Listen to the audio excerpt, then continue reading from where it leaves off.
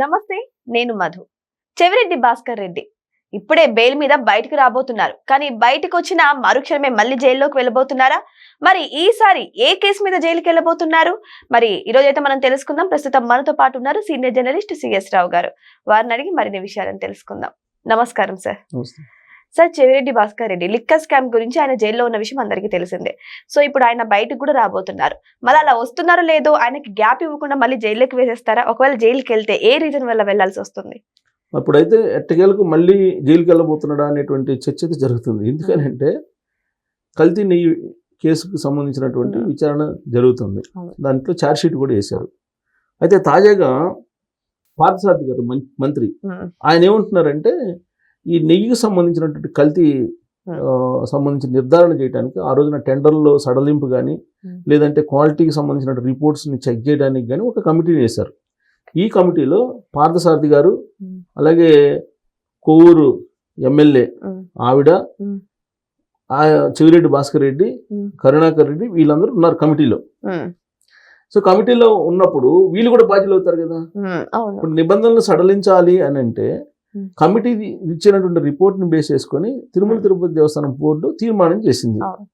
ఏం తీర్మానం చేసింది? అప్పటి వరకు ఉన్నటువంటి కండిషన్స్ ఏవైతే ఉన్నాయో, ఇప్పుడు పాల సేకరణ ఇంత సేకరణ ఉండే సామర్థ్యం ఉండాలి, అలాగే నెయ్యికి సంబంధించి ఎంత ప్రొడక్షన్ చేయగలదు, ఇవన్నీ కొన్ని నామ్స్ అంతకుముందు పగడ్బందీ నామ్స్ ఉండేవి. సహకార డైరీలకు ఇచ్చేవి. సహకార డైరీలు సేకరించేటువంటి పాలు వాటన్నిటిని బేస్ చేసుకొని నెయ్యికి సంబంధించినటువంటి టెండర్స్ ని వాళ్ళకి ఇచ్చేవాళ్ళు. ఒక 3 సంవత్సరాలు ఎక్స్పీరియన్స్ ఉండాలని ఇలా ఉంది. టర్న్ ఓవర్, ఇవన్నీ కొన్ని కండిషన్స్ ఉన్నాయి.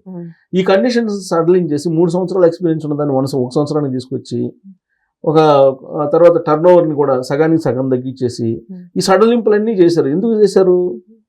అక్కడ బోలే బాబా డైరీకి ఇవ్వాలి, అందుకని సడలింపులు చేశారు. ఈ సడలింపులు ఎందుకు చేశారు? తిరుమల తిరుపతి దేవస్థానం కమిటీ ఆ రోజున ఎందుకు చేసింది అని అంటే ఒక సబ్ కమిటీని ఏర్పాటు చేశారు. ఈ సబ్ కమిటీ ఏం చేసింది? సిఫారసు చేసింది. సబ్ కమిటీని సిఫారసు చేసిన దాన్ని బేస్ చేసుకుని మేము అప్రూవల్ చేసామని చెప్పి ఆ విచారణలో వాళ్ళు చెప్తున్నారు సిబిఐకి. సో కాబట్టి ఆ కమిటీలో ఎవరున్నారంటే ఇప్పుడు వీళ్ళు కొవ్వూరు ఎమ్మెల్యే, ఇప్పుడున్నట్టు Kovvuru MLA TDP, Parthasarathi TDP present, అలాగే చెవిరెడ్డి భాస్కర్ రెడ్డి, కరుణాకర్ రెడ్డి, వీళ్ళు ఉన్నారు. అంటే వీళ్ళిద్దరు విచారణకు హాజరయ్యారు. ఎవరు? ఆవిడ కొవ్వూరు ఎమ్మెల్యే హాజరయ్యారు, పార్థసారథి కూడా హాజరయ్యారు. ఆయన చెప్పేది చెప్పారు. ఇప్పుడు వీళ్ళని కూడా విచారిస్తారు. కరుణాకర్ రెడ్డి కూడా విచారించినట్టున్నారు. చెవిరెడ్డి భాస్కర్ రెడ్డిని ఇంకా విచారించాలి. ఇవాళ బెయిల్ మీద బయటకు వస్తున్నారు. ఇవాళ ఈయన, వెంకటేష్ నాయుడు, సజ్జల శ్రీధర్ రెడ్డి వీళ్ళు బెయిల్ మీద బయటకు వస్తున్నారు. 226 రోజులు ఉన్నారు జైల్లో. గత జూన్లో జైలుకి వెళ్ళారు. లిక్కర్ సంబంధించినటువంటి కేసులో, లిక్కర్ స్కామ్ కేసులో లోపలికి వెళ్ళారు. ఎట్టకేలకు బెయిల్ మీద ఇప్పుడు బయటకు వస్తున్నారు. అనారోగ్య కారణాలు ఉన్నాయని చెప్పి రకరకాల పిటిషన్ వేసినట్టున్నారు. ఆయన మంత్రి సత్యనారాయణ రాజు గారికి సంబంధించినటువంటి దాంట్లో నాకు ట్రీట్మెంట్ ఇప్పించండి, నాకు వెనక స్పాండిలైటిస్ ప్రాబ్లం ఉంది, ఇలాంటివన్నీ ఏదో చెవిరెడ్డి భాస్కర్ రెడ్డి గారు పెట్టారు. సార్ దాని మీద జడ్జి పరిశీలించిన తర్వాత బెయిల్ అయితే ఇచ్చారు. 226 రోజుల పాటు సుమారుగా ఆయన జైల్లో ఉన్నారు. ఇప్పుడు బయటకు వచ్చారు. బయటకు వచ్చిన తర్వాత ఇప్పుడు కల్తీ నెయ్యి కేసుని ఫేస్ చేయాల్సి వస్తుందా అనేటువంటి చర్చ జరుగుతుంది. ఇప్పుడు ఒకవేళ ఆ కేసులో కనుక ఈయన్ని కనుక మళ్ళీ పిలిచి మాట్లాడితే, ఈయన కనుక కీ రోల్ పోషించి ఉంటే మళ్ళీ అరెస్ట్ చేయడానికి అవకాశాలు లేకపోలేదు. ఒకటి. రెండేంటంటే పరకామణి కేసు. ఈ పరకామణి కేసులో కూడా విచారణ జరుగుతుంది, కోర్టులో ఆల్రెడీ ఉంది. ఈ కేసులో కూడా ఆ రోజున ఆ పరకామణికి సంబంధించి దొంగతనం చేసినటువంటి అతను ఆస్తుల్ని బినామీగా ఎవరో రాయించుకున్నారు అనేది ఒకటి వినిపిస్తుంది. దాని వెనక కూడా ఈయన పేరు వినపడుతుంది. ఇప్పుడు ఆ కేసుకు సంబంధించిన విచారణ కూడా ఈయన ఫేస్ చేయాల్సి వస్తుందేమో అనేది ఒక చర్చ జరుగుతుంది. సో కాబట్టి ఇన్ని కేసులు చుట్టుముడుతున్నాయి. ఇప్పుడు ఆయన ఏమంటాడు? అసలు లిక్కర్ స్కామ్లో నేను అసలు లిక్కరే తాగను, లిక్కర్ స్కామ్కి సంబంధించి నాకేం సంబంధం అని చెప్పేసి జడ్జి చెప్తుంటారు. అసలు ఈయన జైల్లో ఉన్నప్పుడు కానీ, జైలు నుంచి కోర్టుకు హాజరయ్యేటప్పుడు కానీ మిగతా వాళ్ళకంటే కూడా ఈయన కొంత ఎక్కువ మందితోటి కలవడం ఇవన్నీ చేస్తుంటారు అనేది కూడా ఒక రిపోర్ట్ ఉంది జడ్జి దగ్గర. ఈయన ఇప్పుడు బయటకు వస్తారు. బయటకు వచ్చిన తర్వాత కనుక ఒకవేళ కోర్టు ఇప్పుడు బెయిల్ ఇచ్చిందంటే కండిషన్ బెయిల్ ఇస్తుంది, ఫుల్ పేజ్గా బెయిల్ ఇవ్వదు. ఇప్పుడు ఏం కండిషన్స్ పెట్టింది? పాస్పోర్ట్ హ్యాండ్ ఓవర్ చేయమంది, అలాగే విదేశాలకు వెళ్ళొద్దు అని చెప్పింది. ఇవన్నీ కండిషన్స్. అలాగే ఈ కేసుకు సంబంధించి కూడా కొన్ని అంశాలు బయట ప్రస్తావించకూడదు అనే కండిషన్స్ కూడా ఉంటాయి. ఏమున్నాయి అనేది ఇంకా నేను చదవలేదు. ఉంటాయి కండిషన్ బెయిల్, ఎవరికి ఇచ్చినా కానీ కండిషన్ బెయిలే ఇస్తారు. ఆ కండిషన్స్ ఉంటాయి. ఈ కండిషన్స్ లోబడి ఆయన ఉండాలి. మరి కండిషన్స్ లోబడి ఉండేటువంటి నాయకుడు ఆయన అంటే కాదు అని చెప్పేసి ఆయన అనుచరులు చాలా మంది భావిస్తూ ఉంటారు. ఇక్కడ ఇంకోటి ఏంటంటే సార్, మళ్ళీ ఆయన అరెస్ట్ అవుతారా కాదనడానికి మిథున్ రెడ్డికి కూడా ఇలాగే బెయిల్ రూపంలో బయటకు వచ్చారు. మళ్ళీ లోపల వేసింది లేదు. ఆల్రెడీ విచారణ సిట్ విచారణ జరిగింది లిక్కర్ స్కామ్ గురించి. దాంట్లో కూడా తెలివిగా తప్పించుకోవడం అయితే జరిగింది. సో ఈ విధంగానే చెవిరెడ్డి భాస్కర్ రెడ్డి కూడా తప్పించుకునే ప్రయత్నాలు చేస్తారంటారు. వన్స్ జైలు నుంచి బయటకు వచ్చిన తర్వాత మళ్ళీ జైలుకి వెళ్ళడం అనేది చాలా వరకు ఇప్పుడున్నటువంటి పరిస్థితుల్లో జరగదు. అసలు ఆ జైలుకి పంపించడమే చాలా పెద్ద అద్భుతం అన్నట్టుగా ఇప్పుడు ఉంది వ్యవహారం. సో కాబట్టి వన్స్ బయటకు వచ్చిన తర్వాత మళ్ళీ జైలుకి వెళ్తాడు అనేది లేదు. కాకపోతే ఆల్రెడీ ఈ కేసులు ఉన్నాయి కదా, మరి ఈ కేసులు ఏం చేస్తారనేది జనరల్ గా సమాజం కదా, సమాజంలో రకరకాలుగా చర్చించుకుంటారు. మరి ఆల్రెడీ నీ కేసులో ఇప్పుడు పార్థసారథి గారు చెప్పారు కదా, నిన్నే చెప్పింది ఆయన ప్రెస్ మీట్ లో. ఇది కమిటీలో ఆయన చెవిరెడ్డి భాస్కర్ రెడ్డి గారు కూడా ఉన్నారని ఆయన చెప్పాడు పార్థసారథి గారు. నేను ప్రెస్ మీట్ లో కేబినెట్ సమావేశం అయిపోయిన తర్వాత కేబినెట్ బ్రీఫింగ్ ఇస్తూ ఆయన చెప్పారు.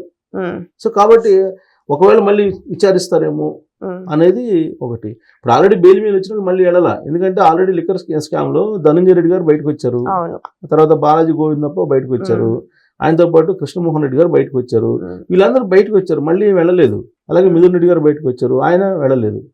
సో వచ్చి మళ్ళీ ఇప్పుడు రాజకేశ్ రెడ్డి ఉన్నాడు A1, ఆయనే కదా మొత్తం. ఇప్పుడు ఆయన ఇంకొక అతను ఇద్దరు ఉన్నారు జైల్లో. ఆయన కూడా ఇవాళ పిటిషన్ వేశారు, బెయిల్ పిటిషన్ వేస్తే అది తిరస్కరించారు. ఇప్పుడు ఆయన కూడా బయటకు వచ్చారు అనుకోండి, ఇక లిక్కర్ కేసు మర్చిపోవటమే. నాకెందుకు వాళ్ళు కూడా బయటకు వస్తారేమో అనిపిస్తుంది. రాకుండా ఉంటారు కదా. ఎందుకంటే ఇక్కడ జగన్ టీం ఒక్కొక్కరుగా ప్లాన్ ప్రకారం బయటకు వస్తున్నారు సార్.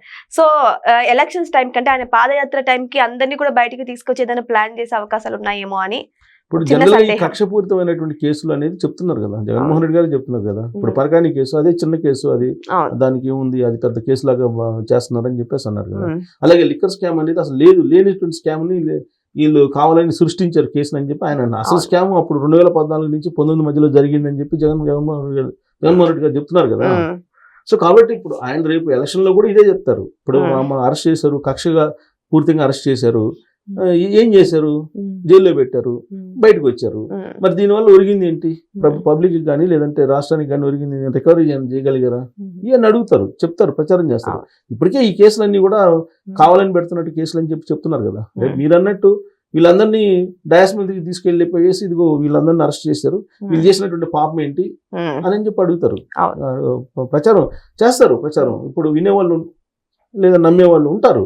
ఇప్పుడు ఎవరు చెప్పినా ఎవరు మాట్లాడినా నమ్మే వాళ్ళు ఉంటారు, నమ్మనటువంటి వాళ్ళు ఉంటారు. ఇప్పుడు జగన్మోహన్ రెడ్డి గారు మాట తప్పని మడమి తప్పని విశ్వసనీయత కూడిన రాజకీయాలు చేస్తాడు అనేది ఆయన చెప్తే ఇప్పుడు కూడా నమ్మేటువంటి వాళ్ళు ఉన్నారు కదా. సో కాబట్టి ఆయన చెప్తారు, చెప్పరనే ఉంది. ఇప్పుడు బెయిల్ మీద కూడా అంటే ఎన్ని రోజులు జైల్లో పెడతారు, కోర్టులు ఒప్పుకోవు. ఇప్పుడు ఎవరినైనా సరే మర్డర్ చేసిన వాళ్ళైనా కానీ జైలు నుంచి బయటకి తీసుకురావాల్సిందే, బెయిల్ మీద ఎప్పటికైనా రావాల్సిందే. సో కాబట్టి ఇప్పుడు వీళ్ళు జైలు నుంచి బయటకు వస్తున్నారు. ఇప్పుడు రాజకేశ్ రెడ్డి వస్తే ఇంకా అయిపోయినట్టే, లిక్కర్ కేసు కంప్లీట్ గా ఇక ఆల్మోస్ట్ మర్చిపోయినట్టు. ఇప్పటి వరకు ఏదో అరెస్టులతోటి రన్ చేశారు, ఇక అందరూ బయటకు వచ్చారు కాబట్టి ఇంకా అది అటకెక్కినట్టు మనం భావించాలి. మరి చెవిరెడ్డి భాస్కర్ రెడ్డి అయితే ఈ రోజు బెయిల్ నుంచి బయటకు రాబోతున్నారు. మరి ఆయన కేసుల విషయంలో మళ్ళీ జైలుకు వెళ్తారా లేదా అనేది మనం వెయిట్ చేసి చూడాల్సిందే. కానీ ఇక్కడ నెయ్యి విషయం అంటే కల్తీ నెయ్యి విషయంలో మాత్రం బహిరంగంగానే చర్చలు జరుగుతున్నాయి. చెవిరెడ్డి భాస్కర్ రెడ్డి హస్తం ఉన్నట్టు. మరి వెయిట్ చేసి చూద్దాం ఏం జరగబోతుందని. Thank you so much. Thank you.